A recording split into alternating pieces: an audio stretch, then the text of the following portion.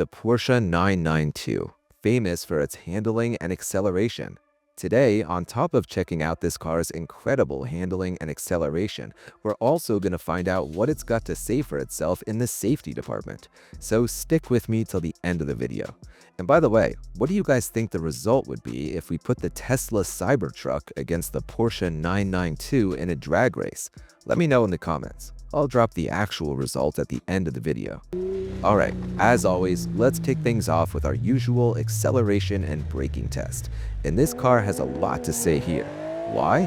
Because it hits its top acceleration in under 4 seconds flat, and it can also stop from 100 kilometers an hour to 0 in just 33 meters. That means this car has both phenomenal acceleration and incredible braking power. With those numbers locked in, let's move on to our handling test. Actually, I should mention, there's really no point doing a suspension test on this car since it wouldn't tell us much, but that stiff suspension setup this car's got should definitely come in handy for the handling test. So here, the car first passed our moose test at 60 kilometers an hour with ease. We bumped it up to 65 kilometers an hour and it still passed. We pushed it further to 70 kilometers an hour, and this is where the car struggled to get through. Honestly, kind of surprising to me. I expected way more from this thing. We took it up to 72 kilometers an hour, and one of the cones goes down here, so it's up to you to decide whether I should count 72 kilometers an hour as a pass for this car or not. Let me know in the comments. After our standard tests, we move on to the crash tests, and we've got high expectations for this one. Why? Because it's a sports car, and it should have a rock-solid chassis to protect its occupants. First up, the pillar strength test and the rollover test. This car hits an incredibly high number in the pillar strength test, around 60,000 newtons. Yeah, you heard that right. That number is seriously high, and honestly, I've never seen a number like that in any car before. Truly outstanding. But as we've seen in previous videos, high pillar strength doesn't automatically mean high overall safety, so we'll find out in the next tests whether this car's actual safety holds up or not. So before we get to the rollover test, make sure to like and subscribe and drop a comment letting me know how many safety stars you think this car deserves.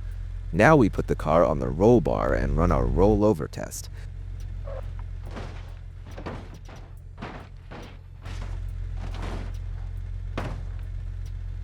As you can see, in my opinion, the car managed to protect its occupants, but the pillars could have honestly performed a lot better.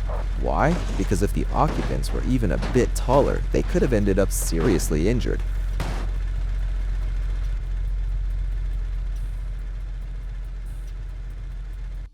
Moving on to our main crash tests, starting with the 50-degree offset crash test, where the car hits the barrier at 64 kilometers an hour. And as you can see, the performance here was genuinely good, exactly what you'd expect, and it did a great job protecting its occupants. Although I should mention, the occupants in this car can't really move their seats back any further for some reason. The seating position is already set a bit more forward than usual. Keep that in mind for the upcoming tests.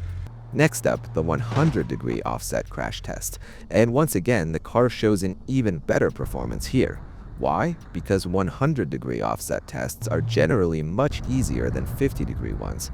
The impact spreads across a much larger area of the car, which distributes the force instead of concentrating it on one point. Alright, enough with the physics talk. Let's move on to the head-on collision test, where our two cars slam into each other at 55 kilometers an hour, and boom, the car puts on a really solid performance here. You can even see that the pillars barely bend at all, which lines up perfectly with that number we saw earlier in the pillar strength test. This really confirms that number wasn't just for show. This car genuinely has strong pillar resistance. Moving on to the rear end crash test, and this is genuinely a spot where the car shows outstanding performance. I really can't find anything to criticize here. It's simply fantastic. For the next test, we'll go to the side crash test. This is where you have to decide if this car is safe or not. And to make it easier for you, I'll put the camera view from inside the car so you can see the passengers well.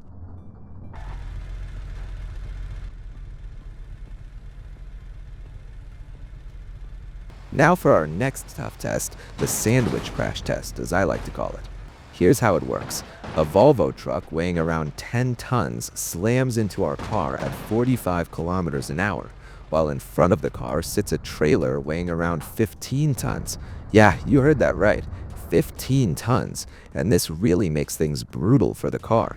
As you can see, the occupants inside genuinely don't stand a chance against this terrifying test, and honestly, I had really high expectations for the Porsche here.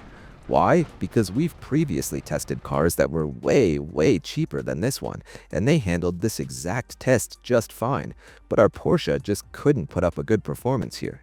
To make things even tougher, I positioned the car at a 50-degree offset behind the trailer, and as you can see, the result was once again brutally bad. I honestly did not expect the Porsche to perform this poorly here. So let me know in the comments, why do you think this happened?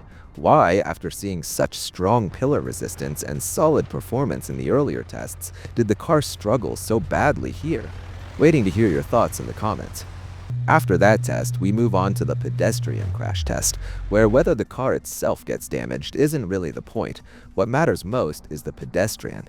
Why? Because the car's body needs to be designed in a way that minimizes injury to the pedestrian on impact. And once again, it's up to you to decide. Personally, I think the pedestrian takes less of a hit here compared to, at the very least, the G-Class. But that's it for this video. See you in the next one.